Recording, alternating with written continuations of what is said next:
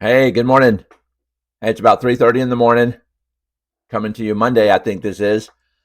Hey, just another one of those things, with Huntington's disease, it's kind of hard to sleep. So I just thought I would maybe put together a video welcoming among any of the other people that have this kind of nighttime problem. So I've never really done a video when I got up. So I thought I would do one just to make a record of it all and tell people about it a little bit. So it's known that you have problems sleeping when you have Huntington's disease. So I just thought I'd tell you a little bit about my experiences with it. So today, for example, I woke up at about 1:30. Now we're having some storms in the area, so the rain was pounding up against the window, so that made me wake up as well. We're having a little bit of I would say, a miniature hurricane here in my part of Florida, but it's not unusual for me to be awake just any hour of the night. You pick them.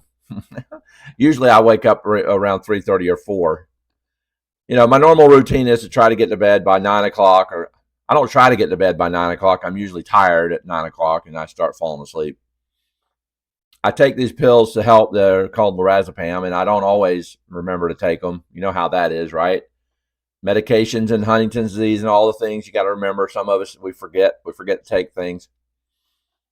Last night, though, because the night before I stayed up quite a bit, so I took my lorazepam around, kind of early, I guess you'd say.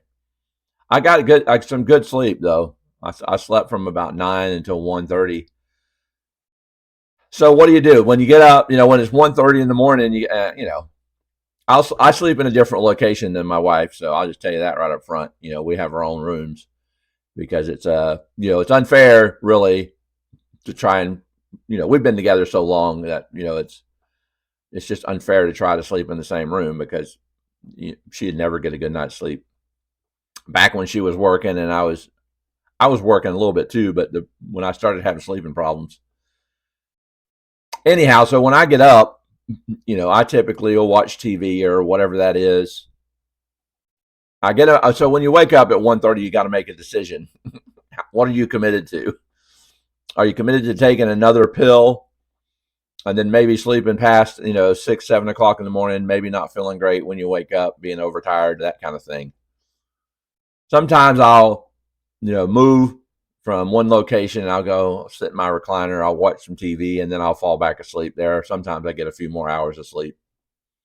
I'm just sharing all this so that, you can know you're not in it alone, or maybe a spouse or a loved one will understand. I've had this kind of sleeping habits for the last 10 years. So it started in my early 50s.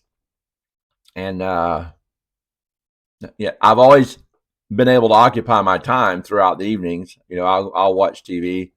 Now I've already had a cup of coffee this morning. I had a cup of coffee at about 2 o'clock today. I'll have another cup. Today I've decided that since I'm awake, since the storm's brewing a little bit outside, I thought, well, heck, let's make a video about the whole process of sleeping or not sleeping. And, I'd like to say that there's an easy answer to it, but there really isn't. You can say, well, you ought to take this, that, or the other, and maybe you'd sleep longer. I used to try the Advil PM. I've tried melatonin. I do take those two little small amounts of lorazepam. I say 2 pills, but it's only 1 milligram. But the problem is, what do you want to sacrifice for sleeping better? Do you end up getting a good night's sleep, but on the other hand, you don't feel alive and alert when you get up in the morning? Lorazepam's never been terrible for me. It's just, not melatonin. But again, it just gave me a little bit of a hangover thing in the mornings. So I just don't do that. So anyway, I just thought I'd do a recording of me in the middle of the night just to let you know that it's real. This is what really happens, and I know that there's other people out there that this really happens to too.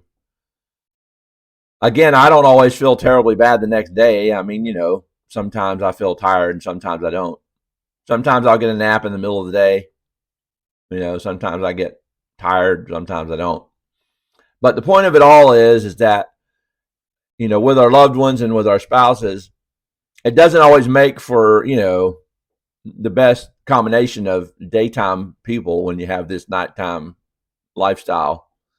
Now, again, I've been going on this at about 10 years, and I don't really hardly sleep at night. So I just thought I'd get a recording in here so that you could see, you know, when I say I'm awake at 3:30 or 4 a.m. or maybe sometimes 2, a good number for me sometimes is I wake up at 2 a.m.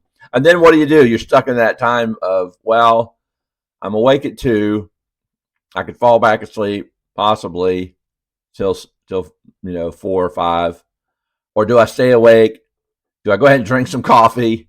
Do I watch a few episodes of Huntington's disease, Todd? There are a lot of YouTube things that I do watch. So that's what I typically do. When I get awake, I'll decide whether I want coffee or whether I want to try to go back to sleep. Sometimes I'll nod out in my recliner and get a couple, more hours of sleep. But this is Huntington's disease, Todd, in the middle of the night, and I thought I would just, show you a little bit of an example of what it's like not sleeping.